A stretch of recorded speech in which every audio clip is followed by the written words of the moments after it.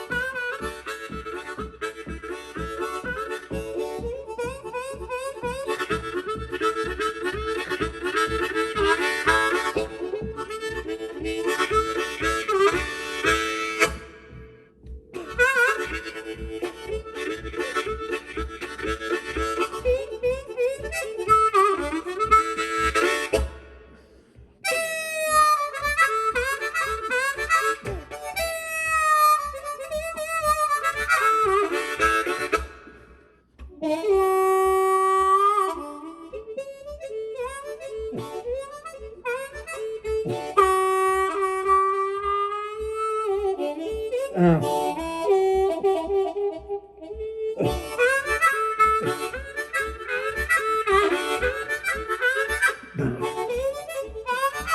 No.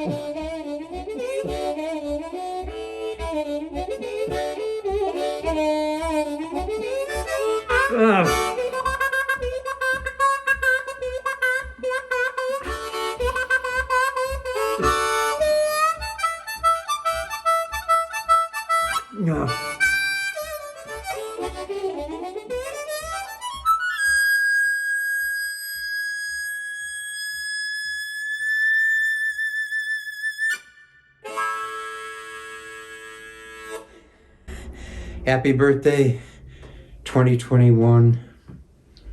And now it's story time. You start, Holly.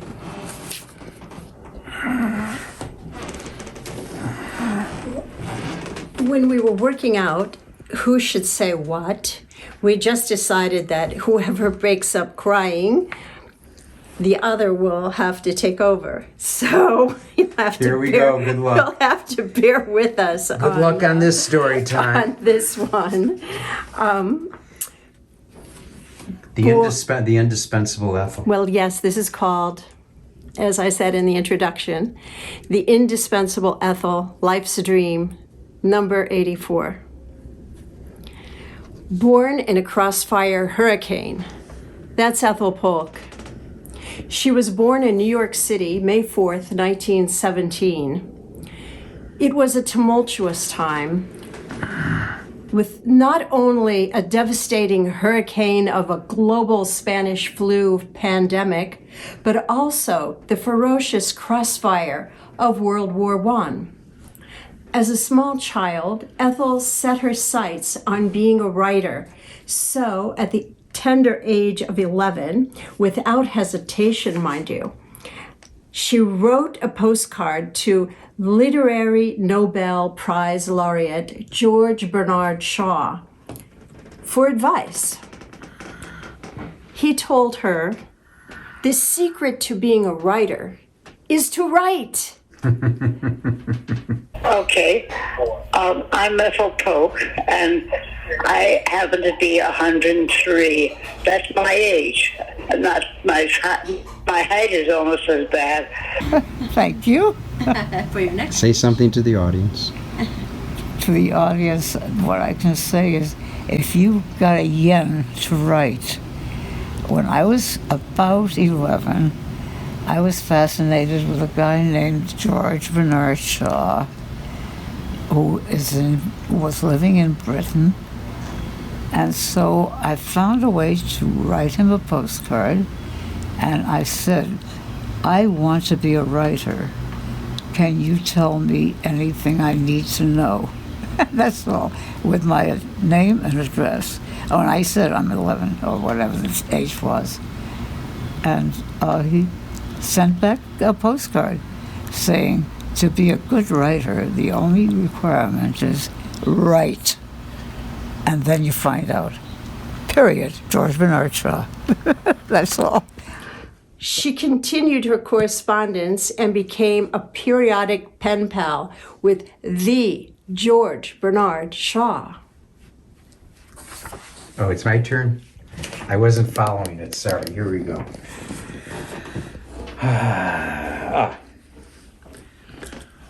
Walter Reuther was a very influential advisor to John F. Kennedy.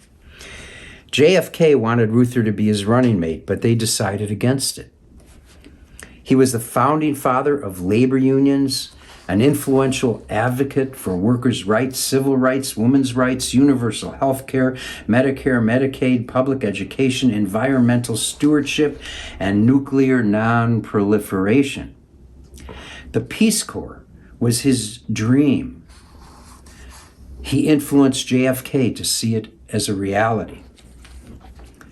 Reuther continued weekly policy meetings with President Johnson to see these policies reach fruition. He was also a powerful ally of Martin Luther King Jr. Reuther was awarded the Presidential Medal of Freedom, to which a Pulitzer Prize-winning journalist wrote, "Walter Reuther is the only man I have ever met who could reminisce about the future." Ethel Polk was Walter Reuther's Girl Friday and right-hand man, and is a young woman of 21.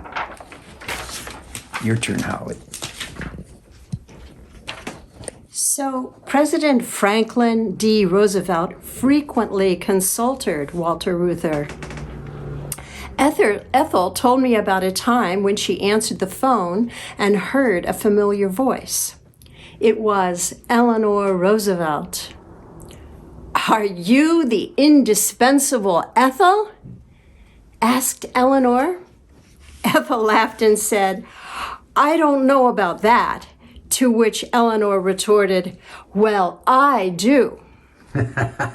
Eleanor Roosevelt. Now wait, this is sort of cool, because we could see my reflection in the window. Oh, yes, we So can. I could do it from here.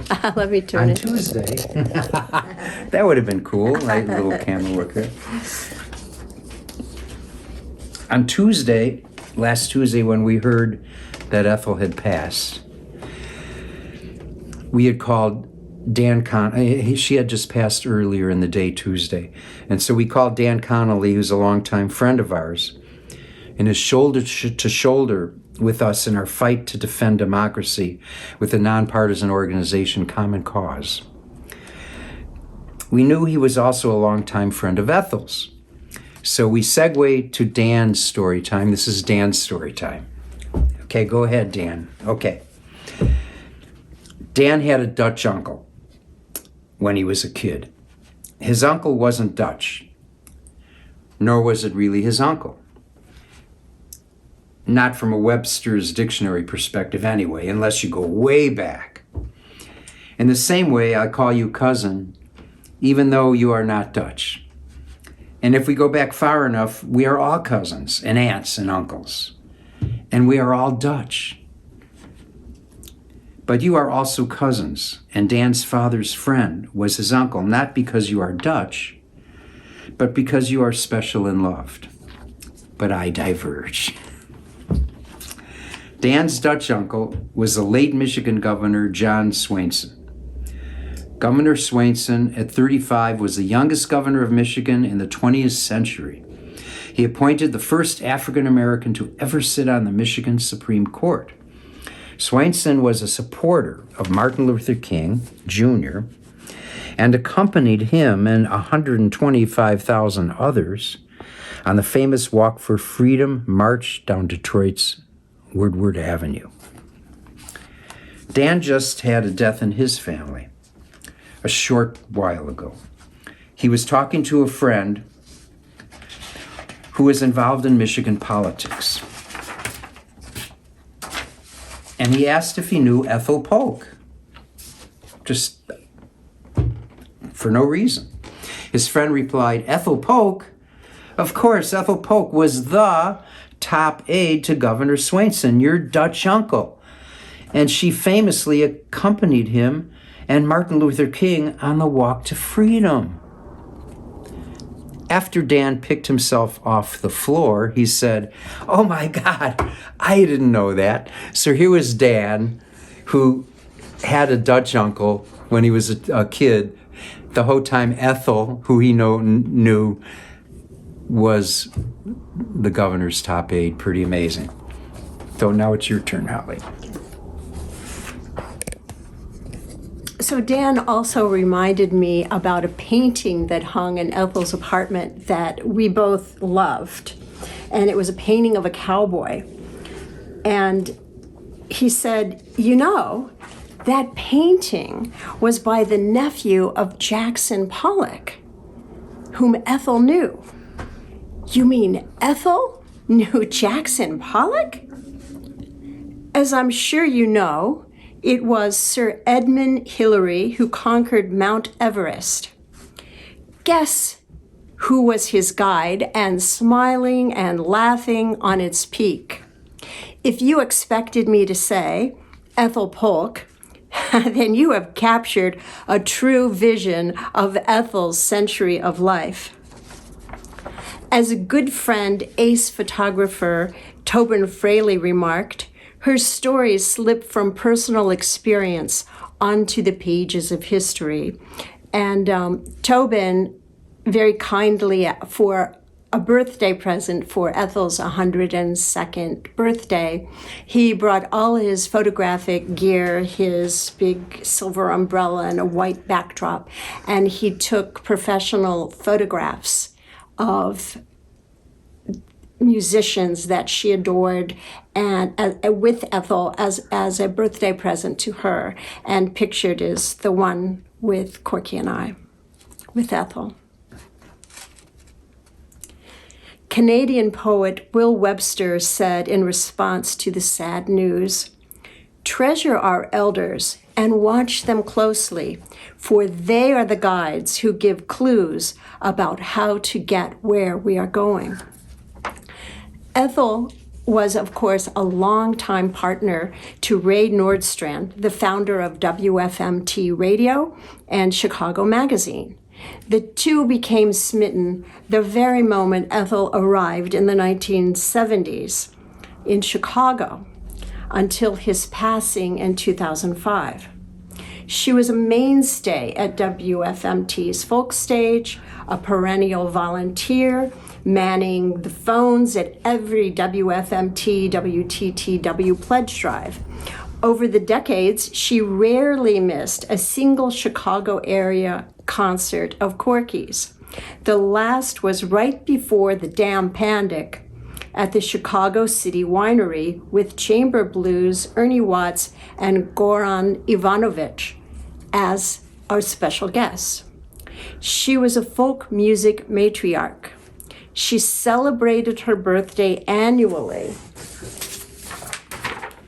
at the Mediterranean Andersonville restaurant, Andy's, and invited her favorite folk musicians for a dinner party and song. Every folk musician in Chicago knew to save the first Sunday in May for what later became known as Ethelfest, organized by her longtime friends David and Carol Childs. The last Ethelfest was for her 102nd birthday in 2019, with the damn pandemic postponing the 2020 birthday celebration number 103. Publicist Lynn Orman Weiss shared, "She was so vibrant. She was so excited to vote for Joe Biden. She was worried about her ballot, so she went the day before Election Day because that is what she had always done."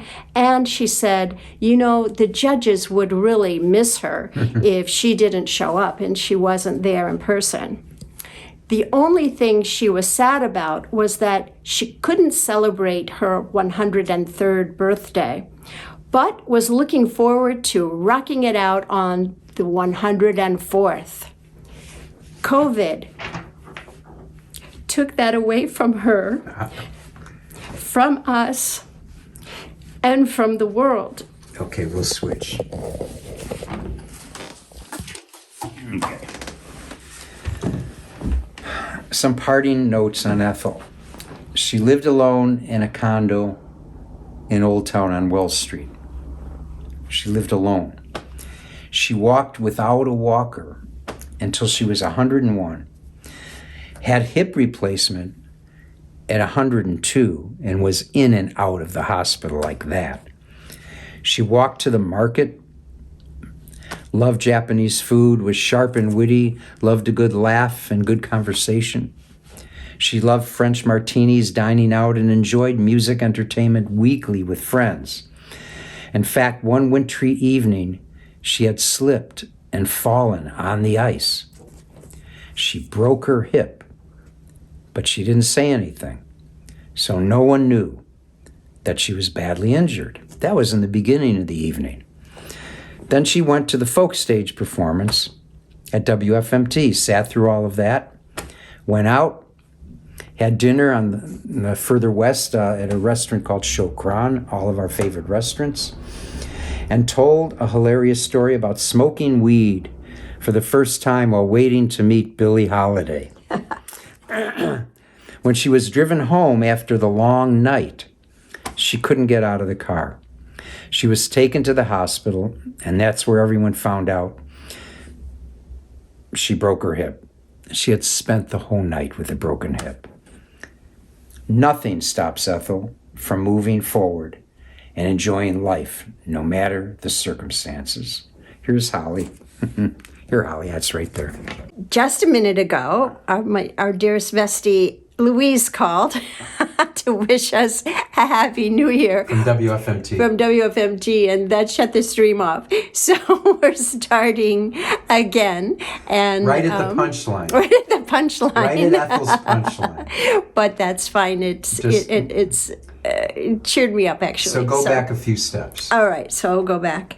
So I was just saying that a favorite memory of mine with Ethel was the time that we went to a lunch at RL, and we loved going there, and especially sitting outside if you can, or if inside by the fireplace, right?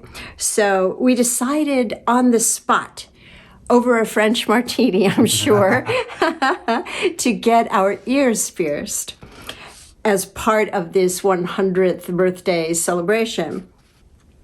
And much later, we called on Corky to take us to dinner. And we didn't finish up our adventurous excursion till about midnight. Someone asked Ethel why she got her ears pierced at this age. She replied, "Because I wasn't ready just yet to get my belly button pierced." She was a force and truly impossible to keep pace with. In 2017, Corky received a Lifetime Achievement from the Folk Festival in Woodstock. Which I was concerned about because I wasn't ready for a Lifetime Achievement. Yeah, I didn't want it to be. I'm a little young for that. So we invited Ethel to a sleepover, since Ethel, we found, she was at the folk festival, of course, her favorite thing. And since she was there, we invited her to a sleepover with Corky and I at the Cherry Tree Inn B&B the night of the fest. So, of course, this very popular B&B, they only have 4 or 5 suites. They had been sold out for months. But they managed to transform a downstairs personal bedroom of the masseuse into a gorgeous suite just for Ethel. This inn, by the way, was the primary setting for the popular film Groundhog Day with Bill Murray.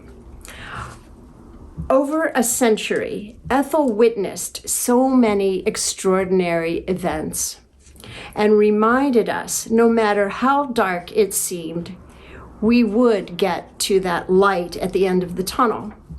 She taught us to embrace every second and make the most of life. Live it to the fullest. I will quote her old pen pal here, George Bernard Shaw. "Use your health, even to the point of wearing it out. That is what it's for. Spend all you have before you die. Do not outlive yourself." We will miss her voice, her laughter, and her wonderful stories and adventures together. Ethel was eternal, and at 103, it feels she was taken from us much too soon. Bye-bye, Ethel. Bye-bye. Bye-bye. Everyone Ethel. loves you. We love you.